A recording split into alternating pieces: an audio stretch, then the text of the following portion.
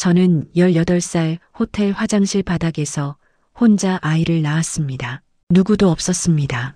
의사도 간호사도 부모님도 그 어떤 따뜻한 손길도 없이 차가운 타일 바닥에서 저는 엄마가 되었습니다. 탯줄을 자르는 가위조차 없어 이를 악물고 손으로 끊어야 했던 그 순간, 그때 제 나이는 고작 18이었습니다. 어떻게 그렇게 됐냐고요? 지금부터 들려드릴 이야기는 제가 어떻게 평범한 학생에서 가출 청소년이 되었고 미혼모가 되었으며 그리고 어떻게 다시 일어섰는지에 관한 이야기입니다. 쉽지 않은 고백이지만 혹시라도 비슷한 상황에 계신 분들께 그리고 자녀를 키우시는 부모님들께 조금이나마 도움이 되길 바라는 마음으로 용기를 내봅니다. 저는 평범한 가정에서 자랐습니다. 아버지는 회사원이셨고 어머니는 집에서 저와 동생을 돌보셨죠. 초등학교 때까지만 해도 저는 모범생이었습니다. 친구들과도 잘 어울렸고 성적도 상위권이었어요. 부모님은 제가 자랑스러우셨나 봐요. 학부모 상담 때마다 선생님께 칭찬을 들으셨고 친척 어른들 앞에서도 저를 자랑하시곤 했습니다. 그런데 중학교 2학년 그때부터였습니다. 처음엔 사소한 것들이었어요. 학교가 재미없다는 생각, 공부가 의미 없다는 생각. 그러다 우연히 학교 뒤편 흡연구역에서 만난 언니들과 가까워지기 시작했습니다. 화장을 진하게 하고 교복 치마를 짧게 입은 그 언니들은 제게 너무나 자유로워 보였어요. 공부도 안 하고 선생님 말씀도 안 듣고 그저 하고 싶은 대로 사는 것처럼 보였으니까요. 너 공부만 하면 뭐해? 인생 재미없게. 우리랑 놀자. 그렇게 시작된 일탈은 눈덩이처럼 커졌습니다. 처음엔 방과 후에 PC방에서 시간을 보내는 정도였죠. 하지만 점점 집에 들어가는 시간이 늦어졌고 거짓말도 늘어났습니다. 학원 간다고 거짓말하고 노래방에 가고 친구 집에서 공부한다며 밤늦게까지 돌아다녔습니다. 부모님은 변해가는 제 모습을 눈치채셨어요.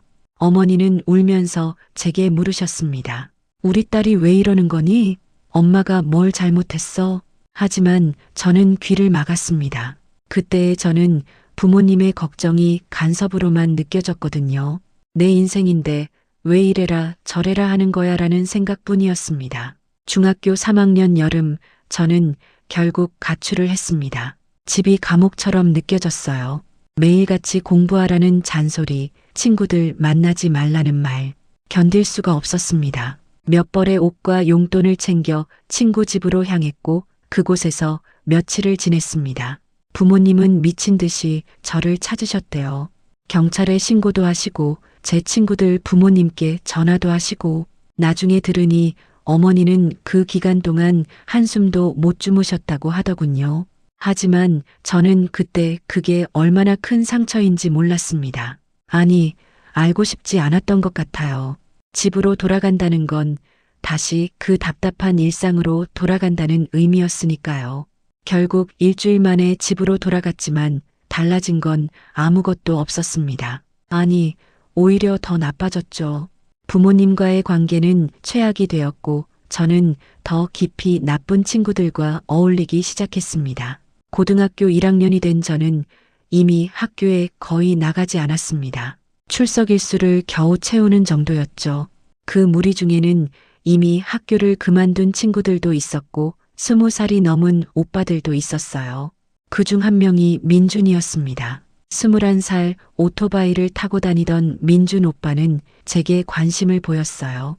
처음으로 누군가가 저를 특별하게 대해주는 것 같았습니다. 생일도 챙겨주고 밥도 사주고 제 이야기를 들어주더라고요. 그때의 저에겐 그게 사랑처럼 느껴졌습니다. 18살 봄 저는 임신을 했습니다. 생리가 2달째 없었고 입덧 증상도 있었어요. 약국에서 떨리는 손으로 임신 테스트기를 샀고 화장실에서 혼자 확인했습니다. 2줄, 선명한 2줄이 나타났을 때 제 머릿속은 하얘졌습니다. 이게 무슨 일이지? 어떡하지? 민준 오빠에게 떨리는 목소리로 전화를 걸었습니다. 오빠, 나 임신한 것 같아. 전화기 너머로 긴 침묵이 흘렀습니다. 그리고 들려온 말은 진짜? 확실해? 야, 나 지금 급한 일 있어서 나중에 다시 얘기하자. 그게 마지막이었습니다. 그 이후로 민준 오빠는 전화를 받지 않았어요. 문자도 읽지 않았고 만나던 장소에도 나타나지 않았습니다. 친구들을 통해 알아보니 이미 다른 동네로 떠났다더군요.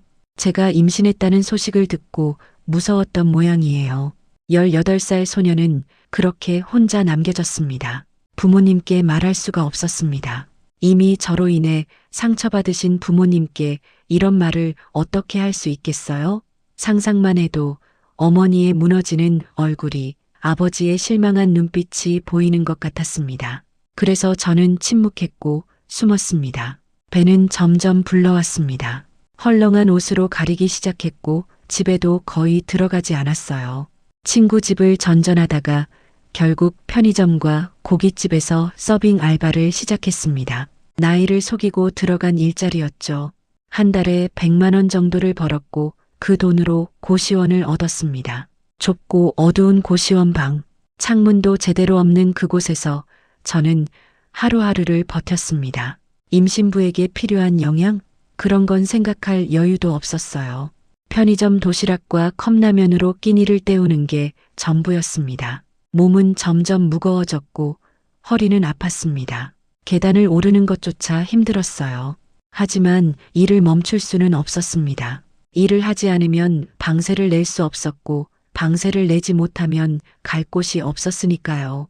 밤이면 뱃속에서 움직이는 아이를 느꼈습니다. 작은 발길질, 움직임. 그때마다 현실이 다가왔어요. 정말로 내가 엄마가 되는 거구나. 무섭고 외롭고 막막했습니다. 20도 안 된 나이에 고시원 방에 누워 배를 쓰다듬으며 혼자 눈물을 흘렸습니다. 도움을 청할 곳도 없었어요. 친구들은 이미 연락을 끊었고 부모님께는 차마 말을 할 수 없었습니다. 병원은 돈이 없어서 갈 수 없었고 산부인과 검진 같은 건 꿈도 꿀 수 없었죠. 이러다 죽는 거 아닐까? 그런 생각이 머릿속을 맴돌았습니다. 하지만 죽을 용기도 없었고 살아야 한다는 본능만이 저를 지탱하고 있었어요. 임신 9개월이 되자 더 이상 일을 할 수 없었습니다. 배가 너무 불러서 서빙도 할 수 없었고 주인 아주머니도 눈치를 주기 시작했어요. 너 혹시 임신한 거 아니니? 하는 말에 저는 황급히 일을 그만뒀습니다. 그동안 모아둔 돈은 150만 원 정도, 출산 비용도 턱없이 부족한 금액이었지만 그게 제가 가진 전부였습니다. 고시원에서는 출산을 할 수 없었어요. 공용 화장실이었고 벽이 얇아서 소리라도 나면 바로 들킬 테니까요. 저는 그 돈으로 외곽에 있는 작은 비즈니스 호텔을 잡았습니다. 하루 이용 요금이 8만 원 정도 하는 곳이었어요. 체크인할 때 직원이 저를 이상하게 쳐다봤지만 신경 쓸 여유가 없었습니다. 호텔 방에 들어가자마자 진통이 시작됐습니다. 아랫배가 조이는 듯한 통증. 처음엔 가진통인 줄 알았어요. 하지만 점점 간격이 짧아지고 통증은 강해졌습니다. 진통이 오는 간격을 체크하는 방법을 인터넷에서 본 적이 있었는데 이미 5분 간격이었습니다. 병원에 가야 해. 하지만 갈 수가 없었어요. 병원비도 없었고 신분증을 보여주면 미성년자라는 게 들통날 테니까요. 그럼 부모님께 연락이 갈 거고 그 모든 게 두려웠습니다. 결국 저는 혼자 아이를 낳기로 했습니다. 화장실로 비틀비틀 걸어 들어갔어요. 차가운 타일 바닥에 수건을 깔고 앉았습니다. 진통은 점점 심해졌고 저는 비명을 참느라 입술을 깨물었습니다. 피가 날 정도로 세게 깨물었어요. 시간이 얼마나 지났을까요? 으악! 더 이상 참을 수 없는 통증과 함께 아이가 나왔습니다. 미끄러지듯 나온 작은 생명. 하지만 울지 않았어요. 제 손은 떨리고 있었고 머릿속은 하얗게 비어 있었습니다. 안 돼, 안 돼. 울어야 해. 울어야 산다고 했어. 필사적으로 아이의 등을 토닥였습니다. 그리고 몇 초 후, 응애앙, 아이의 울음소리. 그 소리를 듣는 순간 온몸에 힘이 빠지면서 동시에 무언가가 차올랐습니다. 안도감, 두려움, 그리고 사랑. 내 아이다. 내가 지켜야 할 아이다. 하지만 끝이 아니었어요. 탯줄이 아직 연결되어 있었습니다. 미리 준비해둔 끈으로 탯줄 두 곳을 묶고 면도칼로 잘라야 했습니다. 손이 떨렸어요. 제대로 할 수 있을까? 아이에게 상처가 가면 어떡하지? 하지만 해야 했습니다. 다른 방법이 없었으니까요. 미안해. 엄마가 미안해. 눈물을 흘리며 탯줄을 잘랐습니다. 다행히 아이는 계속 울고 있었고 숨을 쉬고 있었어요. 저는 녹초가 된 몸을 억지로 움직여 아이를 씻기고 미리 사두었던 아기 옷을 입혔습니다. 그리고 아이를 품에 안았습니다. 작고 따뜻하고 연약한 생명. 제 품에서 울고 있는 아이를 보며 저는 펑펑 울었습니다. 출산의 고통 때문이 아니었어요. 이 아이를 혼자 키워야 한다는 현실 하지만 동시에 이 아이를 지키고 싶다는 마음. 그 모든 감정이 뒤섞여 눈물로 쏟아졌습니다. 엄마가 지켜줄게. 꼭 지켜줄게. 18살 소녀는 그렇게 화장실 바닥에서 엄마가 되었습니다. 호텔에서 나온 후 저는 아이와 함께 다시 고시원으로 돌아갈 수 없었습니다. 그때 인터넷에서 우연히 본 글이 있었습니다. 미혼모 지원센터에 관한 내용이었어요. 처음엔 나 같은 사람도 갈 수 있을까? 하는 두려움이 있었습니다. 하지만 선택지가 없었어요. 전화를 걸었고 상담사분이 따뜻한 목소리로 말씀하셨습니다. 괜찮아요. 여기 오세요. 도와드릴게요. 그 한마디에 무너져 내렸습니다. 누군가가 저를 도와준다는 말, 혼자가 아니라는 말, 그게 얼마나 큰 위로였는지 모릅니다. 미혼모 보호센터에 도착했을 때 저는 정말로 안전하다는 느낌을 처음 받았습니다.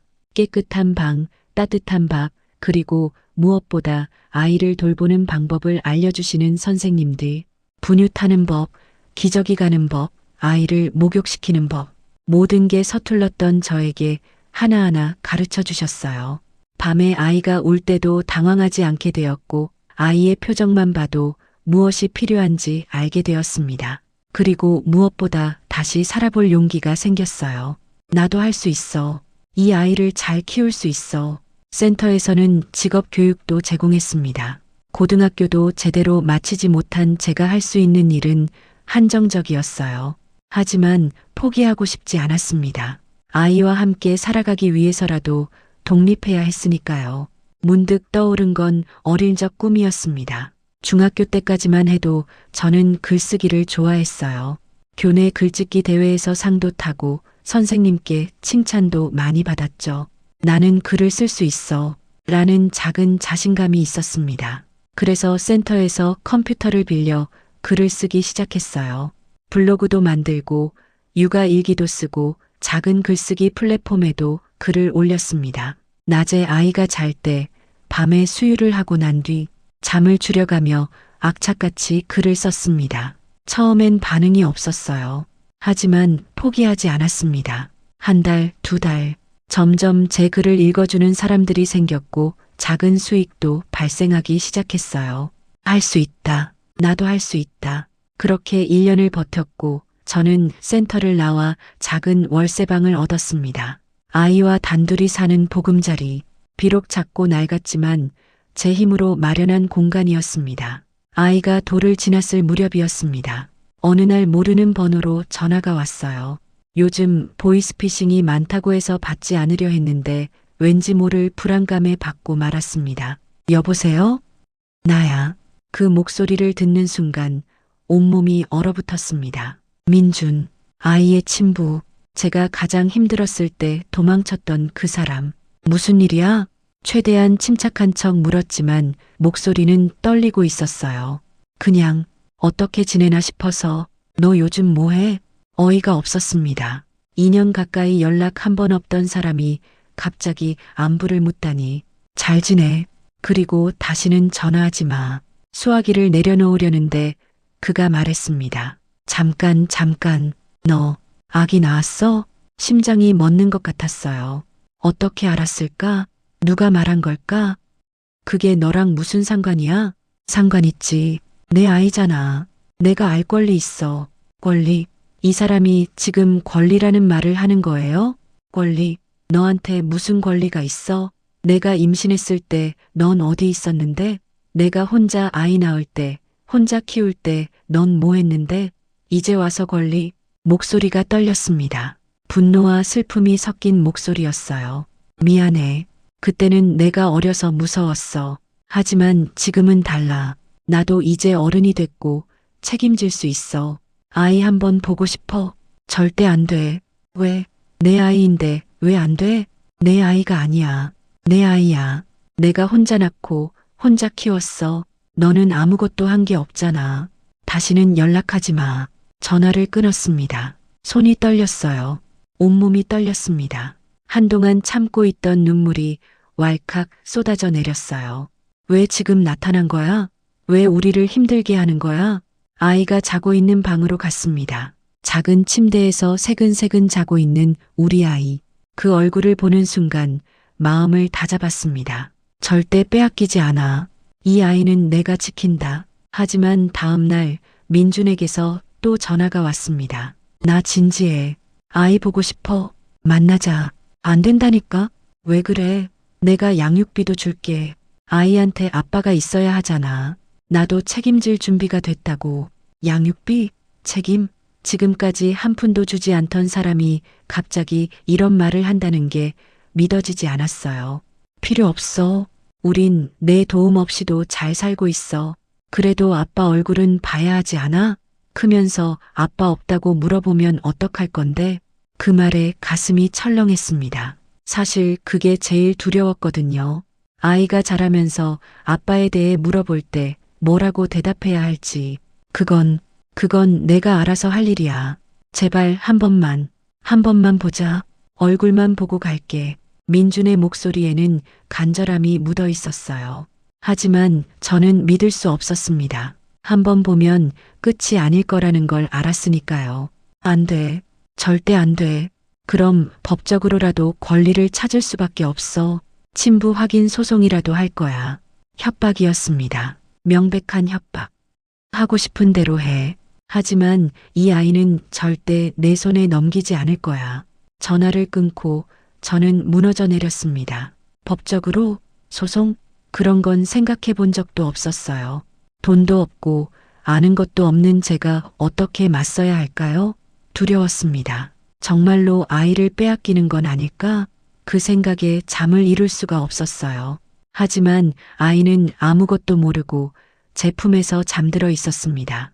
그 평화로운 얼굴을 보며 다짐했습니다. 어떻게든 지켜낼 거야. 엄마가 지켜줄게. 민준의 전화는 그 후로도 계속되었습니다. 하지만 저는 받지 않았어요. 대신 법률구조공단에 상담을 신청했습니다. 미혼모 지원센터 선생님께서 알려주신 곳이었죠. 무료로 법률 상담을 받을 수 있었고 변호사님과 만날 수 있었습니다. 걱정하지 마세요. 친부라 해도 양육권을 바로 가져갈 수는 없어요. 지금까지 양육비를 전혀 지급하지 않았고 아이를 돌본 적도 없다면 법원에서도 당신의 손을 들어줄 겁니다. 변호사님의 말에 조금 안심이 되었어요.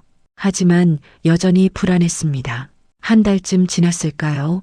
민준이 실제로 친부 확인 소송을 제기했다는 통지서를 받았습니다. 손이 떨렸지만 도망칠 수는 없었어요.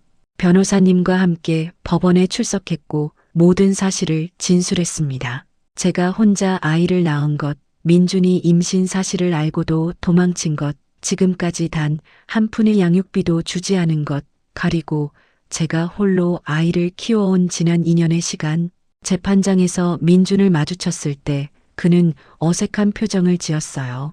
저 정말 미안했어요. 그때는 제가 철이 없어서. 판사님이 물으셨습니다. 그동안 양육비를 지급한 적이 있습니까? 아니요. 아이를 만난 적은요? 없습니다. 그런데 왜 지금 양육권을 주장하는 겁니까? 민준은 대답하지 못했어요. 아마도 진짜 이유는 따로 있었겠죠. 나중에 알게 됐지만 그는 결혼을 앞두고 있었고 상대방 가족이 과거의 일을 정리하라고 압력을 넣었다더군요. 아이의 복지가 아니라 자기 체면을 위해서였던 겁니다. 판결은 명확했습니다. 원고의 청구를 기각합니다. 피고가 단독으로 친권을 행사하며 원고는 월 30만 원의 양육비를 지급하도록 명합니다. 그 순간 제 눈에서 눈물이 흘러내렸습니다. 기쁨의 눈물이었어요. 이겼다. 우리가 이겼어. 법원을 나서는데 민준이 다가왔습니다. 미안해. 정말 미안해. 그리고 잘 키워줘서 고마워. 그 말에 답하지 않았어요. 그냥 아이를 꼭 안고 걸어 나왔습니다. 그로부터 3년이 지났습니다. 아이는 이제 5살이 되었어요. 어린이집에 다니고 친구들과 잘 놀고 밝게 웃는 아이로 자라고 있습니다. 제 글쓰기도 점점 자리를 잡아서 이제는 안정적으로 수입을 얻고 있어요. 큰 돈은 아니지만 아이와 둘이 살기에는 충분합니다. 민주는 판결 이후로 한동안 양육비를 보내다가 6개월 전부터 연락이 끊겼습니다. 아마 결혼을 하고 자기 삶을 살고 있겠죠. 저는 더 이상 그를 원망하지 않습니다. 원망해봤자 달라지는 건 없으니까요. 부모님과도 화해했습니다. 아이가 3살 되던 해 용기를 내서 부모님께 연락을 드렸어요.